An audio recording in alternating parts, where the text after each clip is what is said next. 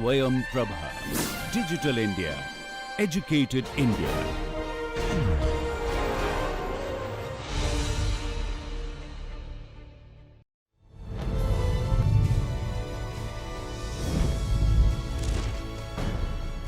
Yoga Karmasu Kaushalam.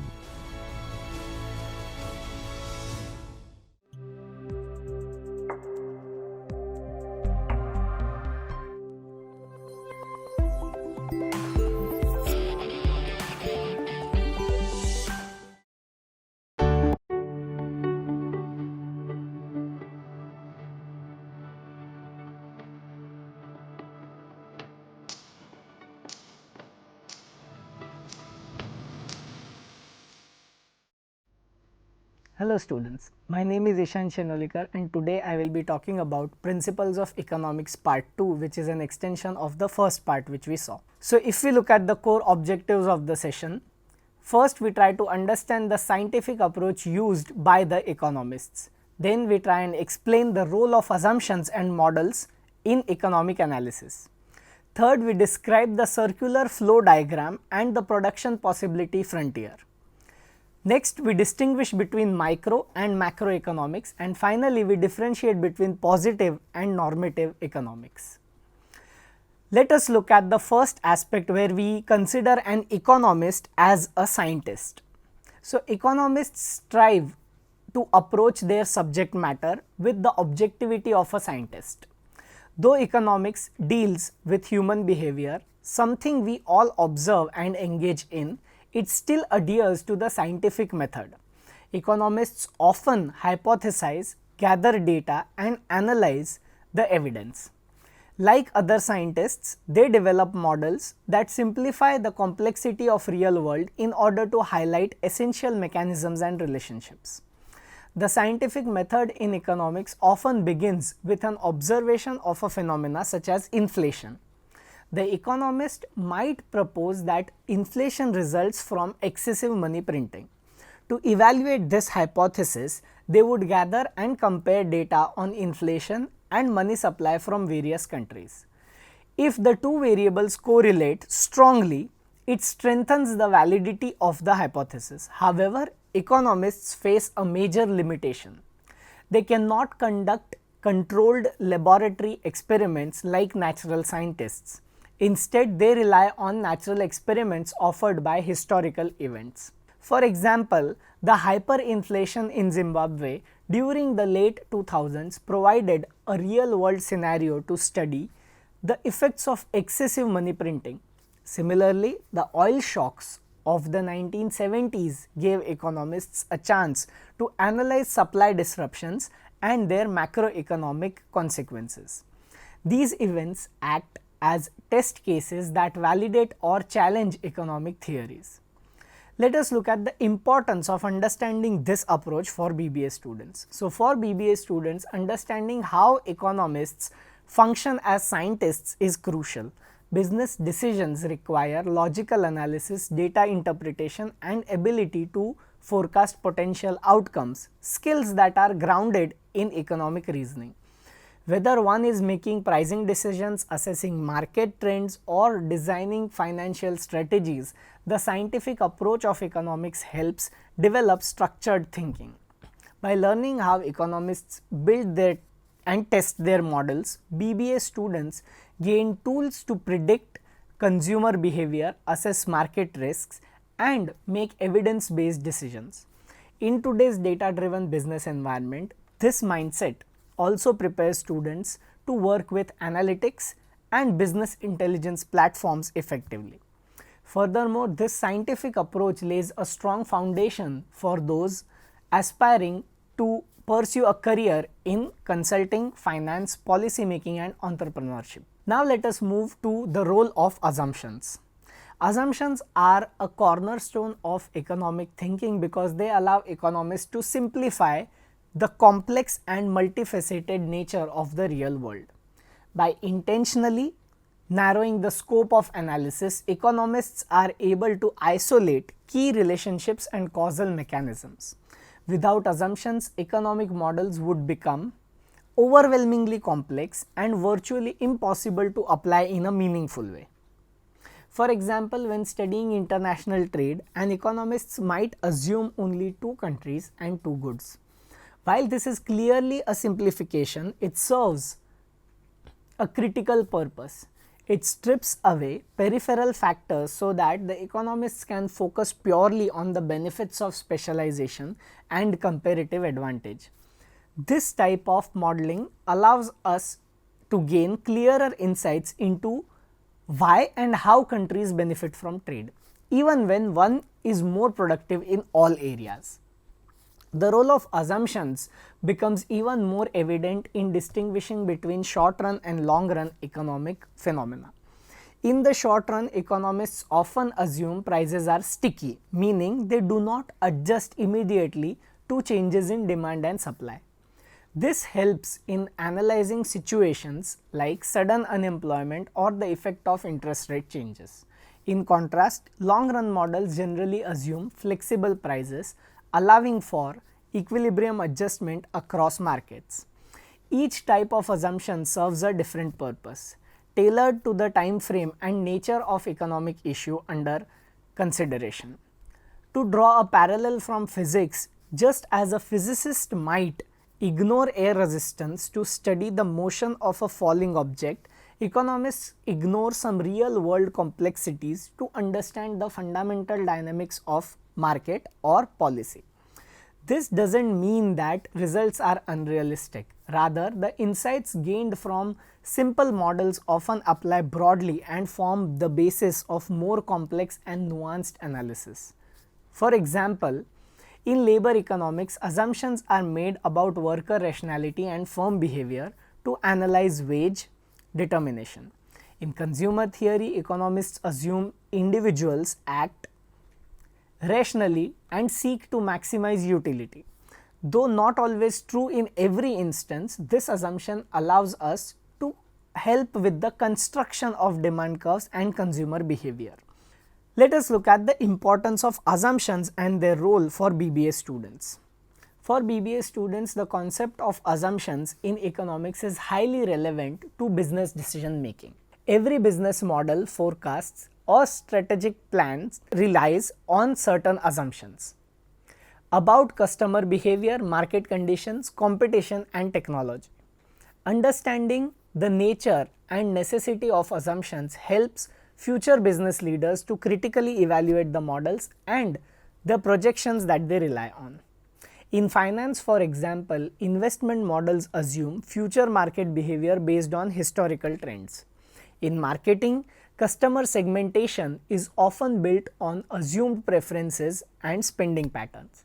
By recognizing which assumptions are critical and which may be unrealistic, BBA students can improve their judgment and adaptability in real business environments.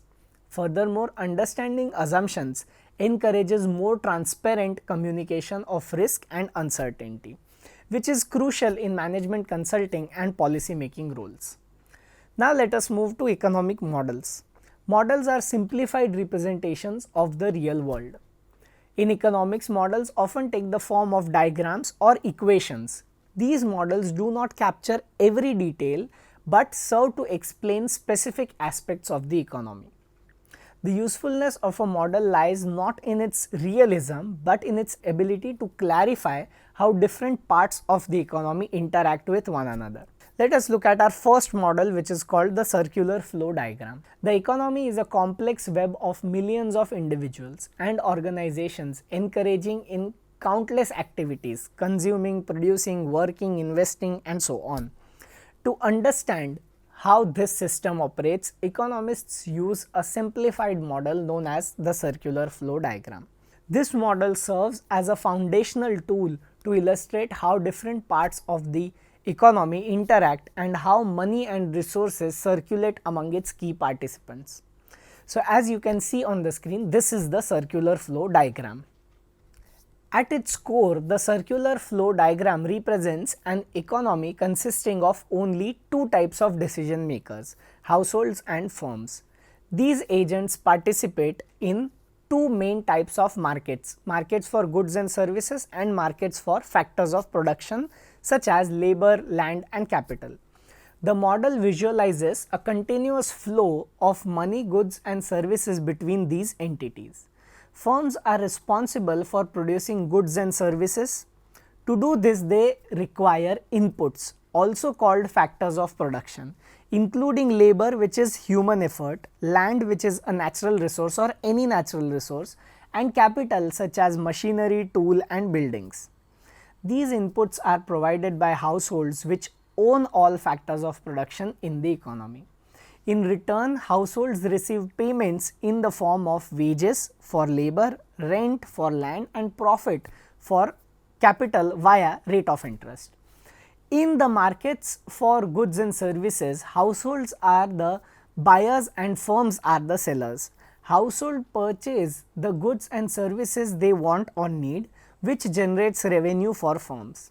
Conversely, in the markets for the factors of production, households become the sellers by offering their resources, while firms are the buyers who employ these inputs or produce the output. The circular flow diagram contains two interrelated loops. The inner loop represents the flow of real resources and goods. Households sell their labor, land and capital to firms which use these inputs to produce goods and services. The final products are then sold back to the households. The outer loop shows the flow of money. Households spend their income to buy goods and services from the firms. The revenue earned by the firms is used to pay for the factors of production such as wages, rent and so on. What remains after these payments is the firm's profit, which also flows back to the households in the form of dividends or reinvestment. To better understand how this works, consider the journey of a single dollar bill. Suppose it begins in a household's wallet. The household uses it to buy a cup of coffee at a local coffee shop. A firm operating in the market for goods and services, the dollar now becomes the shop's revenue. The coffee shop then uses the dollar to pay rent, wages or dividends to its owner. Eventually, this dollar re-enters another household's income and may be used again for another purchase. This continuous movement highlights the circular nature of economic activity. Although the circular flow diagram is highly simplified, it effectively illustrates the interdependence between households and firms. More realistic versions of the model include additional actors such as government, which collects taxes and spends on public goods, financial institutions and international trade. For instance, part of the revenue from the coffee shop may go towards paying taxes or purchasing coffee beans from another country like Kenya. Now, what is the importance for the BBA students? Understanding the circular flow diagram particularly is essential for the BBA students because it lays groundwork for grasping how different sectors of the economy are interconnected. It provides a visual representation of how businesses generate income, how resources are allocated, and how spending drives production. This is fundamental to analyzing supply chains, business cycles, and fiscal policies. Moreover, the model introduces the concept of interdependence and important insights for business management, marketing, finance, and strategic decision making. For instance, recognizing how changes in consumer income affect demand or how shifts in production costs impact pricing strategies require understanding of these basic flows. In real world business applications, whether designing marketing plans, evaluating investment opportunities, or managing supply chain logistics, a clear grasp of how goods, services, and money move through the economy is indispensable. The circular flow model, while simple, offers a powerful framework for organizing these complex relationships and serves as a mental map for interpreting larger economic concepts. Now, let us move to our second model, that is the production possibilities frontier or the PPF. So, here you can see the diagram of the PPF. The PPF is a fundamental economic model that graphically represents the trade-offs and choices an economy faces due to scarcity. Unlike the circular flow diagram, which is qualitative and conceptual, PPF uses mathematical tools to quantify and illustrate the limits of what an economy can produce. To understand the PPF, imagine a simplified economy which produces two goods, cars and computers. Although real economy produces thousands of goods, but this simplification helps us explore the core idea. This will allow us to understand efficiency, opportunity cost, trade-offs and economic growth. So the PPF or the production possibility frontier shows all the possible combinations of cars and computers that an economy can produce using its available resources and technology efficiently. At one extreme, if all resources are devoted to car production, the economy might produce 1000 cars and no computers. At the other extreme, if all the resources are devoted to the production of computers, the economy can produce 3000 computers and no cars. The endpoints mark the boundaries of PPF. However, most economies divide their resources between sectors. For example, the economy could produce 600 cars and 2200 computers, which is shown by point A on the diagram, or 700 cars and 2000 computers as shown by point B on the diagram. Moving along the curve involves shifting process between the two industries, illustrating trade-offs. Not all output combinations are feasible. For instance, point C, which lies outside the PPF, is unattainable given the current resources and technology.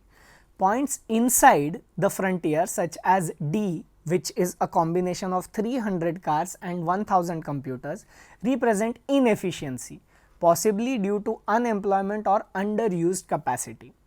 Points on the frontier such as point A represent full and efficient utilization of resources.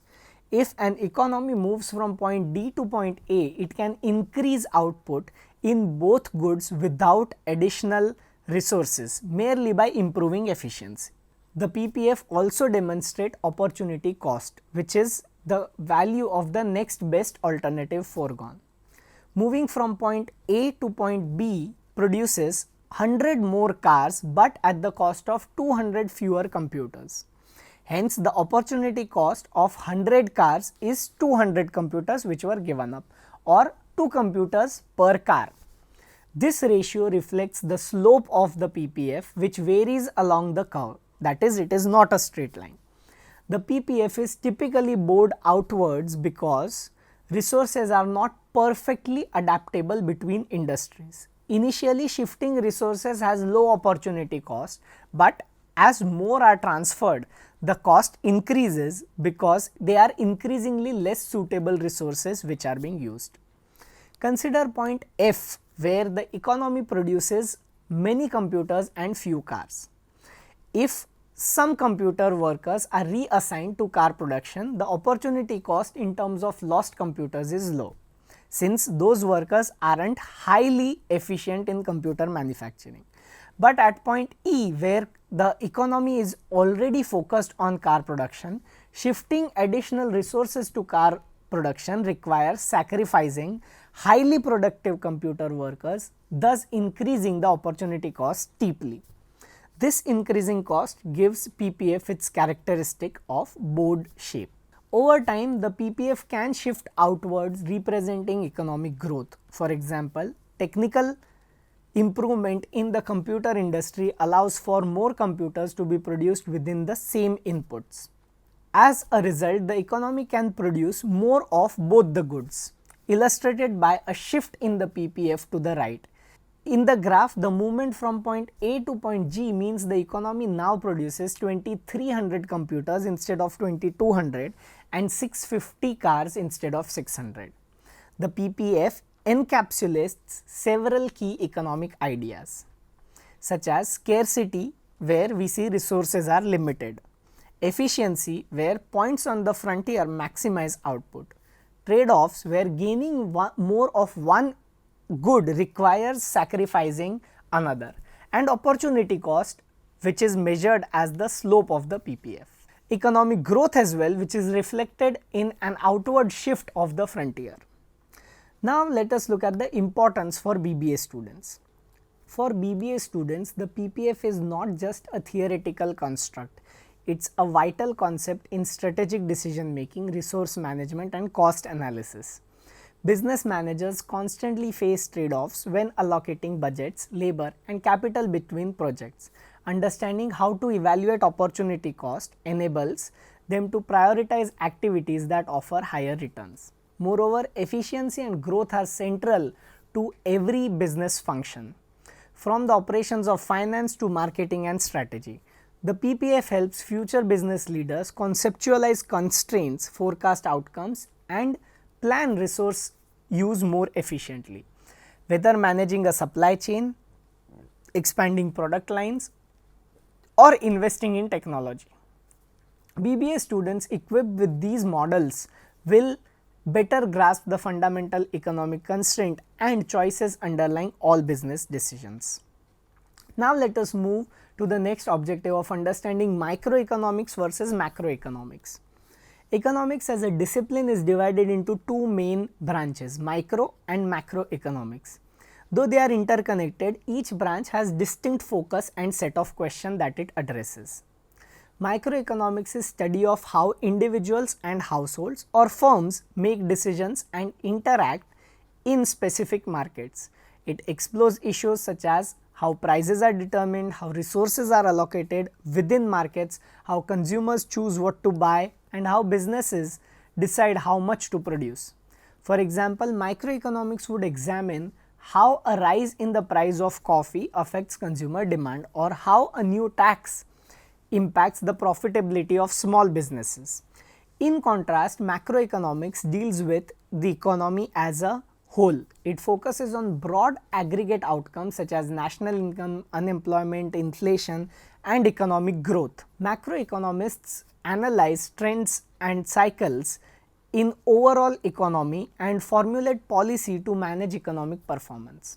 For instance, macroeconomic studies how change in interest rate affects national saving and investment or how government spending influences the GDP and unemployment. Understanding both these aspects is critical for BBA students as it helps in managerial decision making, marketing strategy and operations, while macroeconomic knowledge informs investment planning, policy evaluation and strategic forecasting. Moving on to the last aspect, that is positive and normative statements, economists distinguish between two types of statements, positive and normative. This distinction is essential for clear economic thinking, particularly when discussing public policies. Positive statements are descriptive. They make factual claims about how the world operates. These statements can be tested and validated using data and empirical evidence. For example, increasing the minimum wage causes a rise in unemployment among low-skilled workers. This is a positive statement because it can be examined through statistical analysis. Normative statements are prescriptive. They express value judgments or opinions about how the world ought to be. These statements reflect ethical views or policy preferences and cannot be tested solely through data. An example of normative statement is the government should increase the minimum wage to ensure living income for all workers. It's important for BBA students to understand this distinction because business decisions often require separating factual analysis from personal or ethical opinions. For example, while analyzing whether to enter a new market, one must rely on positive analysis of trends and data, even if normative views might influence strategic goals or corporate responsibility decisions. In conclusion, this session has laid crucial foundation for understanding the methodology and reasoning that underpin economic analysis. Through exploring the scientific approach of economists, the role of assumptions and models and key tools such as circular flow diagram and PPF, students are introduced to analytical mindset necessary for sound economic and business decision making. By distinguishing between micro and macroeconomics and between positive and normative statements, the model equips BBA students with the ability to think critically, interpret data and apply theoretical insights to practical business scenarios. These core concepts not only enhance academic understanding but also prepare students for real world challenges in finance, management, marketing and policy making. I hope you understood and enjoyed the session. Thank you so much.